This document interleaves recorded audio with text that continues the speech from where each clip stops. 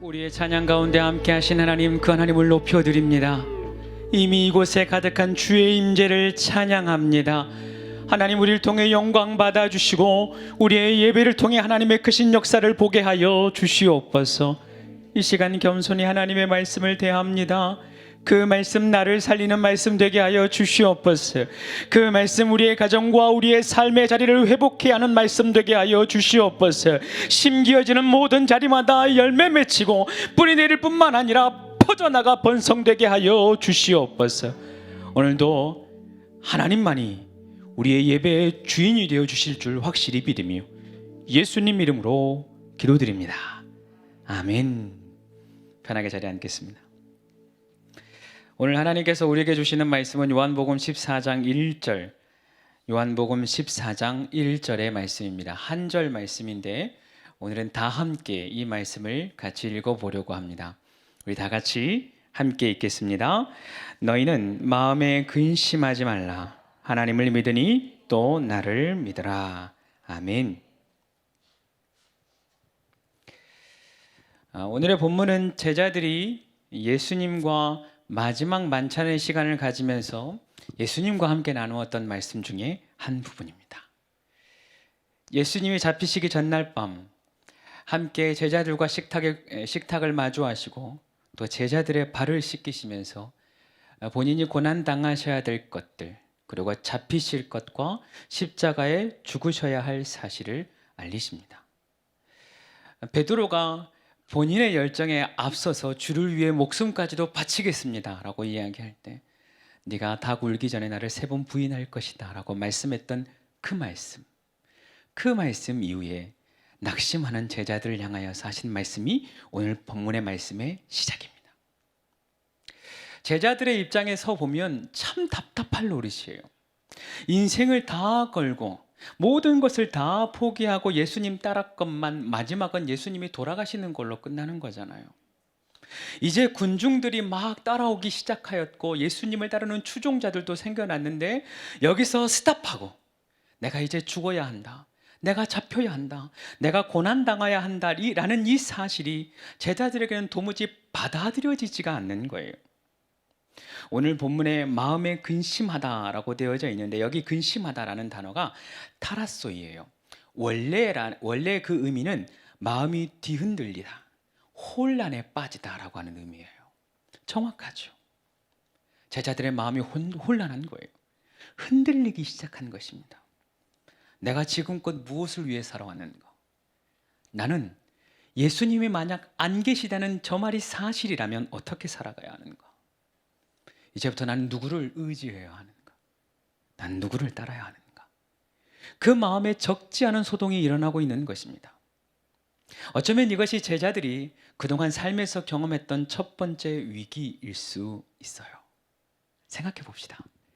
그동안 제자들은 때로는 육심적으로 배는 고팔 수 있었어요. 그러나 예수님의 말씀을 늘 가까이 하면서 영적인 양식은 늘 충만했거든요. 그동안 제자들이 비록 누울 곳이 마땅치 않을 때가 있었으나 예수님의 보호 아래 안전하게 살 수 있었다고요. 오히려 기적을 경험했잖아요. 오히려 앉은 자가 일어나는 것을 보았잖아요. 오병이어를 통해서 수많은 사람들을 먹였던 기적을 경험했었고, 더불어 죽은 자를 살리신 놀라운 기적의 사건도 보았지 않겠습니까? 예수님 때문에 평안했고 예수님 때문에 안전했던 지난 날들. 그런데 이제 그 예수님이 안 계신대요. 그 예수님이 이제 우리랑 함께 계시지 못한대요. 첫 번째 위기죠. 크나큰 위기예요.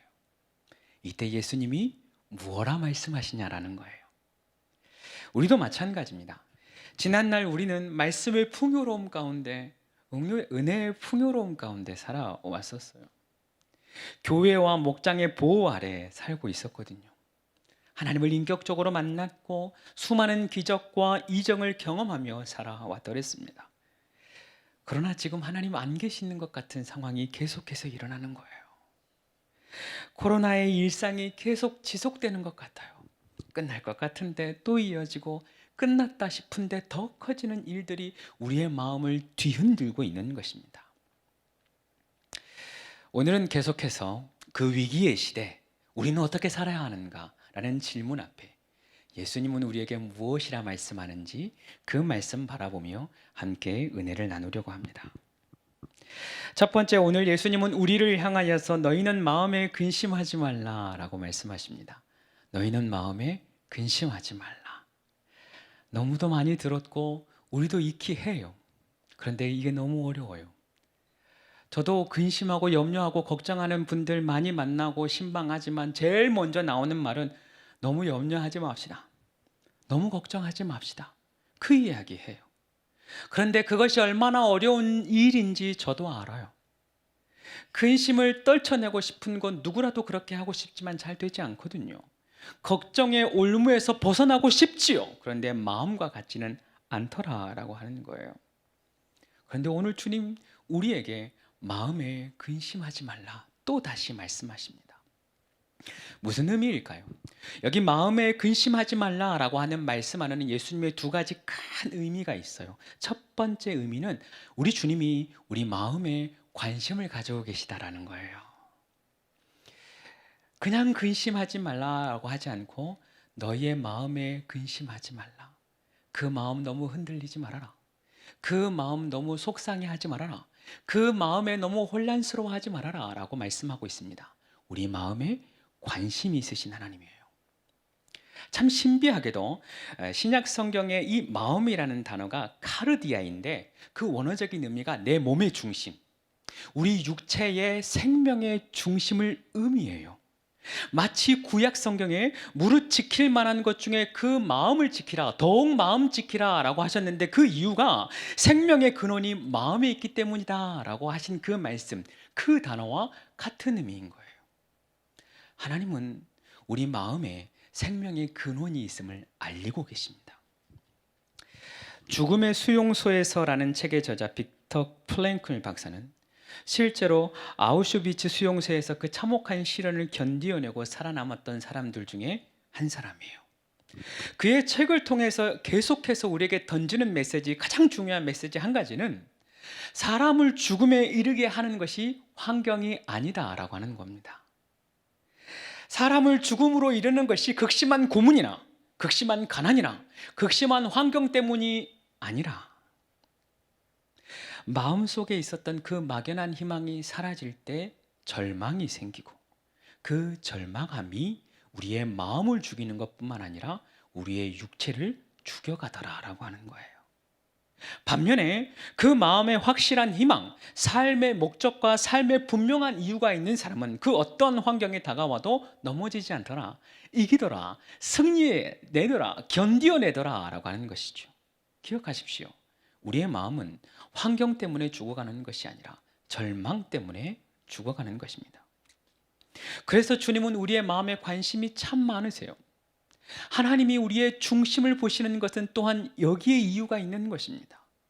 우리의 마음이 어떠한지, 그 마음 흔들리고 있는 것은 아닌지, 그 마음 아파하고 있는 것은 아닌지, 낙심하고 있는 것은 아닌지, 절망 가운데 있는 것은 아닌지, 평안한지, 답답한지, 도망하고 싶은 것은 아닌지, 잠시 멈추어서 외면하고 싶은 것은 아닌지 우리의 마음을 계속해서 관심을 가지고 들여보고 있다라고 하는 거예요. 더불어 한 걸음 더 나아가서 예수님은 그 마음에 근심을 선택할 수도 있고 평안을 선택할 수도 있음을 우리에게 말씀하고 있습니다. 얼마 전 나누었던 요나의 말씀을 기억하고 계십니까? 말을 해봐요. 기억하고 계십니까? 안 하면 너무 좋아요. 요나는 자신의 잘못과 문제를 알고 있었어요. 그런데 그 잘못 앞에 하나님 앞에 대면하지 않고 배 밑바닥을 선택한 거죠. 수많은 사람들이 그 풍랑을 앞서서 맞서서 싸우고 있을 그때에 요나는 그 배의 밑바닥에서 귀를 닫고 눈을 감고 회피하기를 선택합니다. 그렇다고 문제가 사라지진 않아요. 여전히 문제는 그대로 있습니다. 우리 인생의 문제 앞에 우린 선택하는 거예요. 하나님을 선택할 것인가? 아니면 인생의 밑바닥을 선택할 것인가? 어쩌면 우리는 인생의 밑바닥을 우리 환경이 만들어내는 것이 아니라 우리가 선택하고 있는 것일지도 모른다라고 하는 것입니다. 아니요, 어쩌면 정말 선택하며 살아왔어요. 포기할 것인가? 아니면 다시 시작할 것인가? 염려하고 걱정할 것인가? 아니면 믿음으로 기도할 것인가? 우리는 날마다 이 마음의 선택을 마주하게 됩니다. 그리고 예수님은 그런 우리를 향해서 말씀하는 것이죠. 인생의 밑바닥을 선택하지 말고 거친 파도를 마주해라. 인생의 밑바닥에서 주저앉지 말고 쿵 일어나라 말씀하고 계시는 것입니다. 아니, 그렇다면 거친 파도 맞서면 우리가 승리할 수 있습니까? 예, 승리할 수 있습니다. 오늘 요한복음 14장의 시작을 너희는 마음에 근심하지 말라라는 말씀으로 시작을 하거든요. 그 말씀이 계속 이어져서 어디까지 이어지냐면 16장까지 이어져요. 그리고 16장의 마지막에는 뭐라고 말씀하시냐면 이것을 너희에게 이르는 것은 너희로 내 안에서 평안을 누리게 하려 함이라. 세상에서는 환난을 당하나 담대하라. 내가 세상을 이기었노라. 할렐루야. 우리 주님이 세상을 이기셨습니다. 이게 너무 감동스러운 거예요. 예수님이 그 환난 가운데 있는, 마음의 근심 가운데 있는 제자들을 향하여서 그 시작을 마음에 근심하지 말라라고 말씀하시더니 그 마지막을 너희는 담대하라, 너희는 평안하라 말씀하고 계시는 것입니다. 걱정할 것인가? 아니면 평안할 것인가? 염려로 내 인생의 밑바닥에 주저앉아 있을 것인가? 아니면 담대하여 예수님의 승리를 의지하여 그 거친 파도와 맞설 것인가? 사랑하는 여러분, 담대히 일어서시기를 축복합니다. 여러분의 삶의 자리에서 거친 파도 무서워하지 마시고 주저앉아 있지 말고 이미 승리하신 예수 그리스도의 이름 믿음으로 말미암아 벌떡 일어나시기를 축원합니다. 그래서 그 마음 가운데 근심하지 말라, 힘주어 우리 주님 명령하고 있는 것입니다. 더불어 우리를 향하여서 말씀하십니다. 두 번째, 예수님은 제자들을 향하여, 우리를 향하여 하나님을 믿으라, 하나님을 믿으라 라고 말씀하고 있습니다. 아니, 이것도 너무 뻔한 일 아닙니까? 뻔한 말 아닙니까? 근심하지 말고 하나님 믿어라, 누구나 하는 말 아닙니까? 그리고 우리도 하나님 믿어요. 제자들도 하나님 믿어요. 우리는 그렇게 대답할 수 있어요. 그런데 실제로 그렇지는 않아요. 하나님을 믿지요. 그런데 하나님을 전부 믿지는 않는 것 같아요. 하나님을 믿긴 믿는데 진정으로 믿지는 않는 것 같아요. 하나님을 믿는다라고 하는 것은 크게 세 가지로 생각해 볼 수 있습니다. 첫 번째, 하나님의 존재, 하나님의 살아계심을 믿는 것입니다. 하나님이 출애굽을 위하여서 모세를 불렀을 때 모세가 하나님을 처음 대면하고 하나님을 누구시라 해야 될지, 하나님이 누구신지 묻는 장면이 있습니다. 그때 하나님이 나는 스스로 있는 자다라고 자신을 소개합니다. 여기 스스로 있는 자다라고 하는 그 의미 가운데에는 누군가 나를 만든 것이 아니라 나는 원래부터 있었던 자다, 누가 나를 만든 것이 아니라 내가 모든 피조물의 창조주다, 창조주 되신 하나님을 말씀하고 있어요. 또한 더불어서 존재한다, 보이지 않지만 확실히 계신다, 우리가 만질 수는 없지만 확실히 계신다라고 하는 의미가 담겨져 있습니다. 그래서 예수님, 하나님이신 예수님이 이 땅 가운데 오실 때에 그 이름을 임마누엘로 오시는 거예요. 하나님이 우리와 함께 계신다. 하나님은 존재하시는 분, 계시는 분, 그냥 계시는 것이 아니라 함께 계시는 분이시다라고 하는 사실을 성경의 처음부터 끝까지 계속해서 말씀하고 있는 것입니다. 우리가 힘들 때나 아플 때나, 우리가 힘이 없을 때나, 우리가 능력이 있을 때나, 기쁠 때나 그렇지 않을 때나 하나님은 언제나 우리와 함께 계십니다. 할렐루야. 그래서 히브리서 11장은 하나님께 나아가는 자는 그가 계신 것, 하나님이 계신 것과 하나님을 찾는 자에게 상 주시는 이심을 믿어야 할지니라 라고 말씀하고 있습니다. 하나님께 나아갈 때마다 하나님의 계심, 하나님 이곳에 계신다, 하나님 분명히 살아계신다, 이 사실을 믿음으로 나아가야 한다라고 하는 것입니다. Here and now, 지금 이곳에, 우리 예배하는 이곳에, 인터넷으로 예배하는 그 자리에, 여러분이 지금 이 방송을 예배를 드리면서 함께 오고 있는 그 차 안에서, 여러분의 가정 안에서, 여러분의 삶의 자리 지금 이곳에 하나님이 계십니다. 이 사실을 믿으라는 거예요. 하나님을 믿으라. 그것은 두 번째, 하나님의 능력을 믿으라.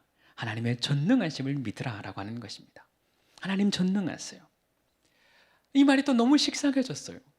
하나님 전능하시다 라고 하는 것이 믿어지지 않고 그냥 머릿속에 아는 지식으로 남아버리는 경우가 너무도 많아요. 그래서 분명히 우리 주변에 하나님의 살아계심을 믿지만 기대 없는 신앙생활을 하는 분들이 계시거든요.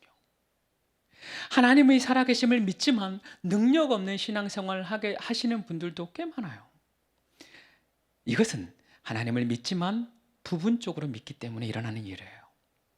하나님을 믿지만 내가 믿고 싶은 만큼만 믿기 때문에 그래요.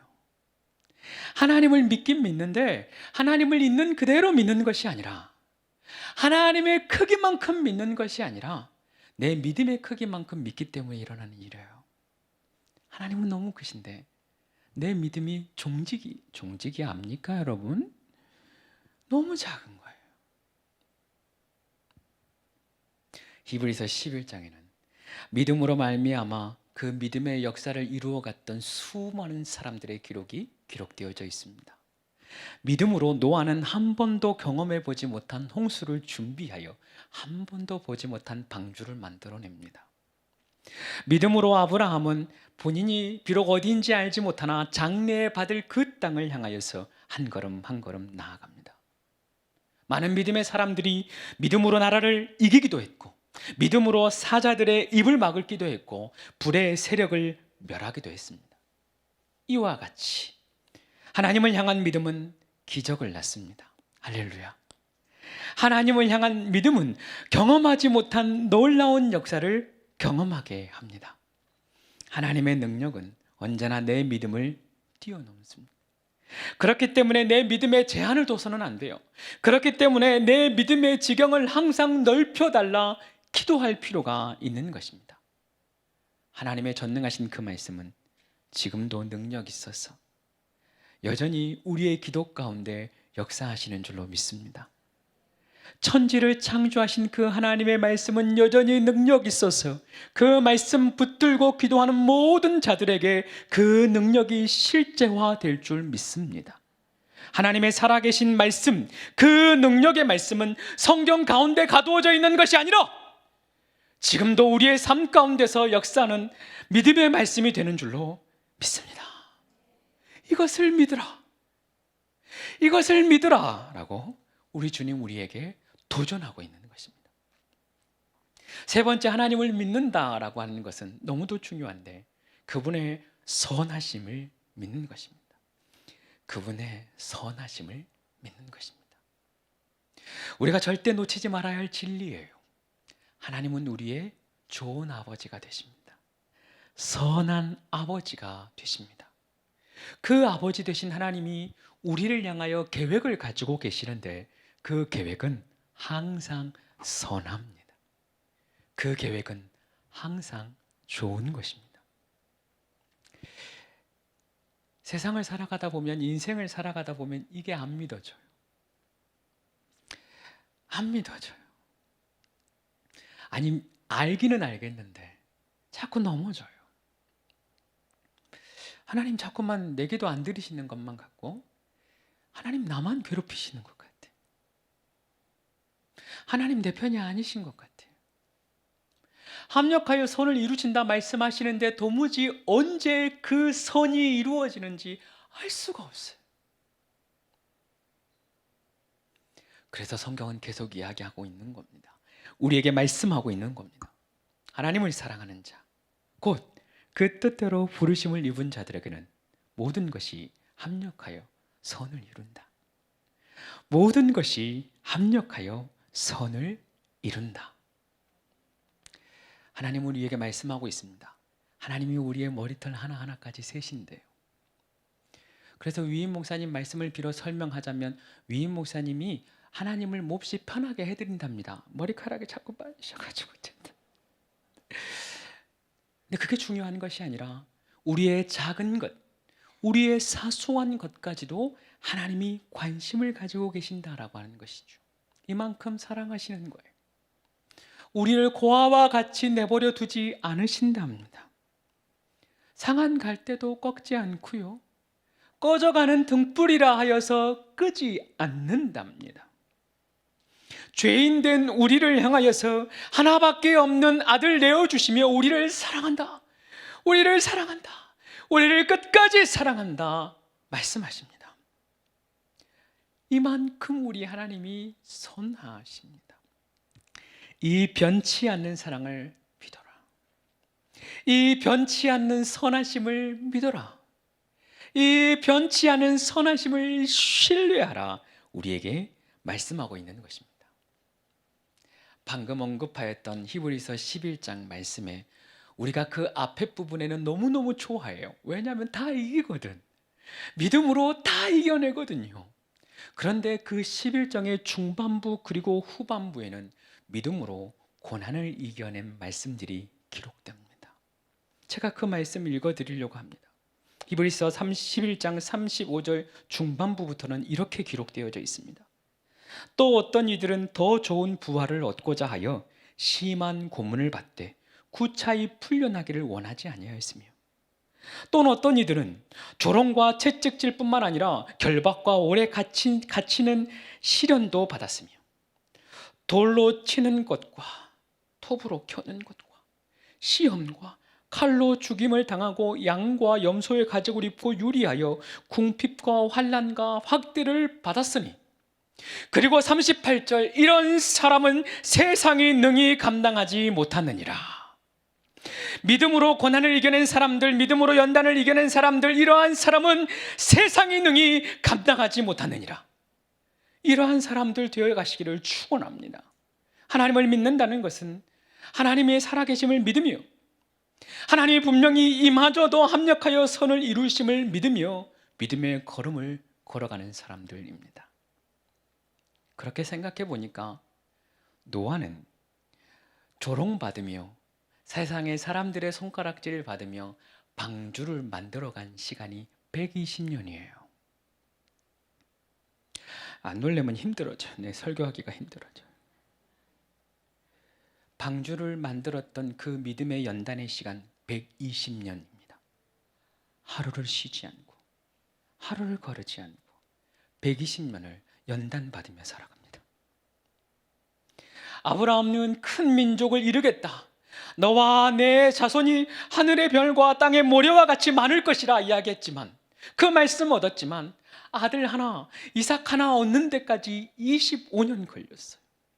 그만한 시간을 믿음의 여정 연단받으며 걸어가는 것입니다.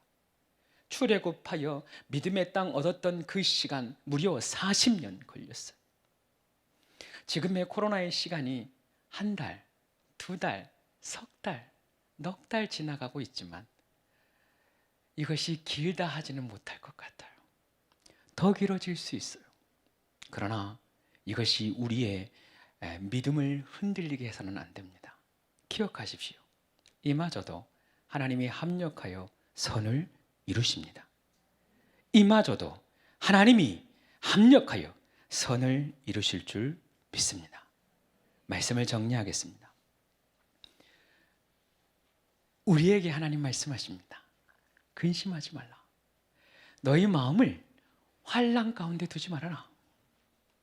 너희 마음을 인생의 밑바닥에 두지 말아라. 일어나라. 일어나라 말씀하십니다. 거친 세상일지라도 담대히 맞서시는 여러분 되시길 바랍니다. 그리고 그 믿음 가지십시다. 하나님 살아계시고 마침내 우리를 승리케 하실 것입니다. 다 같이 자리에 한번 일어나시겠습니까? 그래서 두 가지를 놓고 기도하려고 합니다. 첫 번째 기도의 제목, 우리 마음의 승리를 위한 기도의 제목이에요. 여러분, 우리의 선택에 달려 있어요.